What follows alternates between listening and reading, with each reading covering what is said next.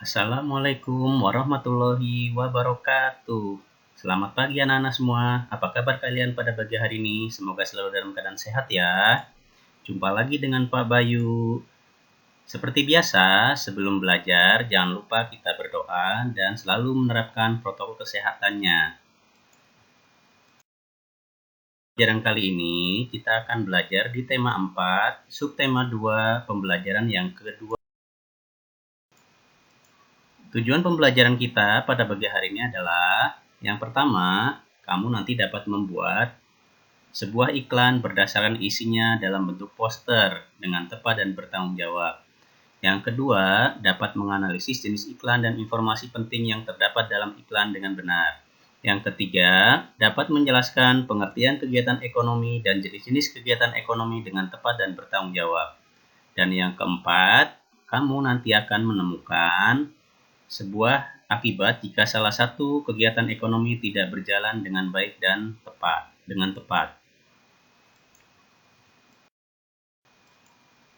Sebelum dilanjutkan, masih ingatkah kalian apa yang telah kalian pelajari pada pertemuan sebelumnya? Ya, kalian sudah belajar organ dan sistem peredaran darah pada manusia. Salah satunya adalah jantung. Jantung merupakan salah satu organ pada sistem peredaran darah yang sangat penting dan dibutuhkan sekali oleh kita sebagai manusia. Oleh karena itu, sayangi, jaga, dan rawat baik-baik kesehatan jantung kita. Salah satunya adalah dengan makan makanan yang sehat serta selalu menerapkan pola hidup sehat agar badan kita terjaga dari kegemukan yang sangat beresiko sekali terkena serangan jantung. Masih ingatkah kalian dengan kalimat ini? Tumbuh tuh ke atas, bukan ke samping. Ya, tepat sekali. Ini merupakan sebuah kalimat iklan yang akan kita pelajari pada pagi hari ini. Ya, tepatnya adalah iklan susu, Hylotin.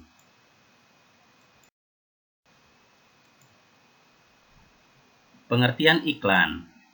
Iklan adalah suatu pesan tentang keunggulan suatu produk atau jasa yang dibuat oleh seseorang atau perusahaan dan ditujukan kepada masyarakat. Iklan disajikan secara menarik dengan kata kunci dan gambar sesuai dengan tujuan iklan. Unsur-unsur iklan. Yang pertama ada judul iklan. Yang kedua ada subjudul yang merupakan gambaran garis besar produk.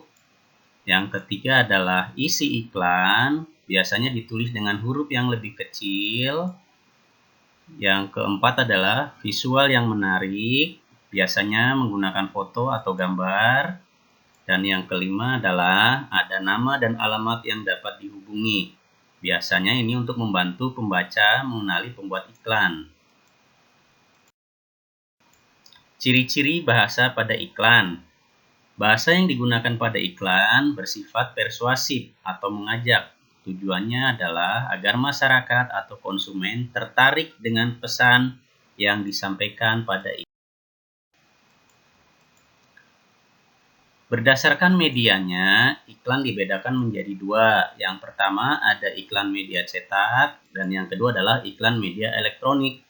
Iklan media cetak bisa berupa iklan yang ada di koran, majalah, brosur, poster, baliho, dan lain-lain. Sedangkan iklan di media elektronik itu bisa berupa iklan radio, iklan televisi, dan iklan media sosial atau dari internet.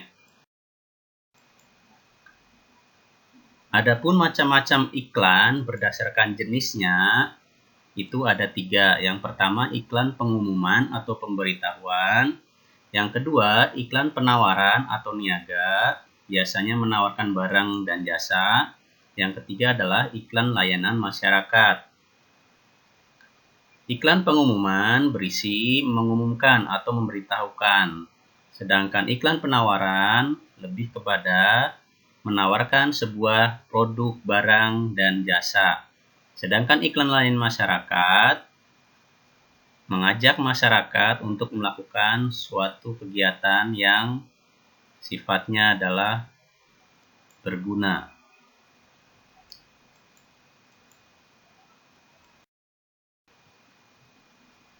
Selanjutnya adalah menentukan isi iklan di media cetak. Untuk dapat menentukan isi dari sebuah iklan, mau tidak mau kita perlu membaca iklan tersebut dengan cermat. Isi iklan biasanya ditulis menggunakan kalimat yang singkat dan jelas. Coba perhatikan, apa isi iklan berikut ini? Isi iklan di samping adalah ajakan untuk berolahraga. Iklan ini ditujukan sebagai ajakan untuk semua kalangan, baik dari anak-anak sampai lanjut usia. Ya, ini adalah iklan layanan masyarakat untuk berolahraga. Contoh lain, iklan layanan masyarakat ini memiliki tujuan agar masyarakat mau mengkonsumsi buah dan sayuran demi kesehatan pencernaan mereka.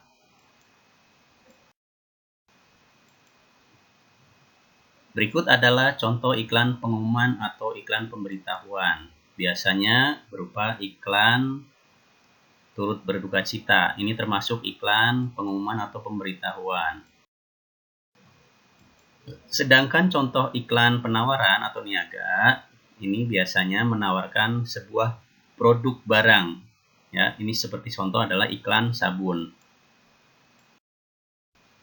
Adapun contoh iklan layanan masyarakat seperti ini. Misalnya kita tidak boleh mudik karena masih pandemi. Ini termasuk contoh iklan layanan masyarakat. Berdasarkan isinya, iklan harus memenuhi syarat-syarat antara lain sebagai berikut. Iklan, penyampaiannya harus objektif dan jujur. Deskripsinya singkat, jelas, dan mudah dipahami. Yang ketiga, tidak menyinggung pihak lain. Dan yang keempat, tentunya menarik perhatian masyarakat. Ini adalah syarat iklan berdasarkan isinya. Selanjutnya adalah, berdasarkan bahasanya, iklan juga harus memenuhi syarat-syarat sebagai berikut. Menggunakan kata pilihan yang tepat, menarik, logis, dan sopan. Kalimat yang digunakan tentunya memikat masyarakat. Sedangkan bahasa yang digunakan disusun untuk menonjolkan informasi yang penting, seperti keunggulan produk atau promosi.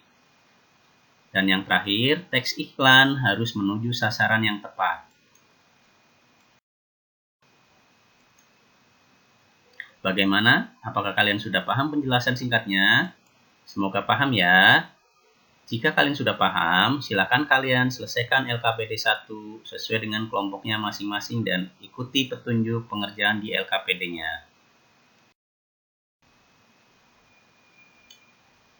Terima kasih ya, kalian tadi sudah mengerjakan di LKPD 1. Selanjutnya, kita tahu bahwa setiap manusia memiliki berbagai kebutuhan. Kebutuhan tersebut dipenuhi dengan cara melakukan kegiatan ekonomi yang meliputi produksi, distribusi, dan konsumsi. Ya, jadi kegiatan ekonomi itu ada 3, yaitu produksi, distribusi, dan konsumsi. Coba kalian perhatikan gambar berikut ini. Ini adalah gambar bagan dari kegiatan ekonomi, produksi, distribusi, dan konsumsi. Dan ini juga sama, ini adalah daur kegiatan ekonomi atau siklus kegiatan ekonomi. Ya.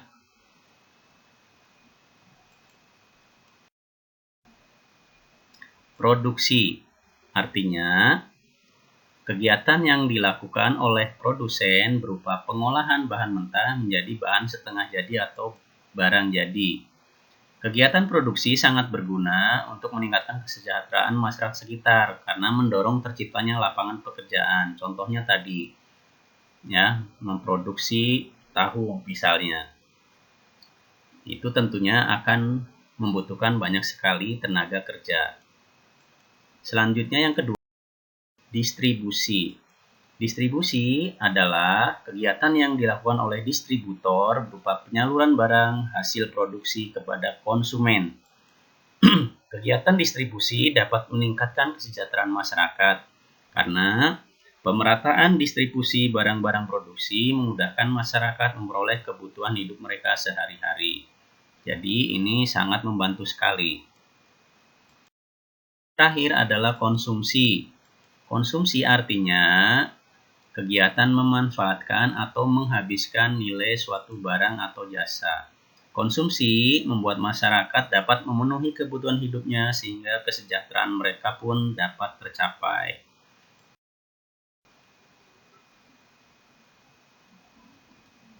Di antara ketiga kegiatan ekonomi tersebut memiliki keterkaitan yang sangat erat. Jika salah satunya tidak dilaksanakan atau tidak ada, maka kegiatan ekonomi akan menjadi terhambat, sehingga akan mengganggu kelancaran untuk tercapainya kesejahteraan masyarakat.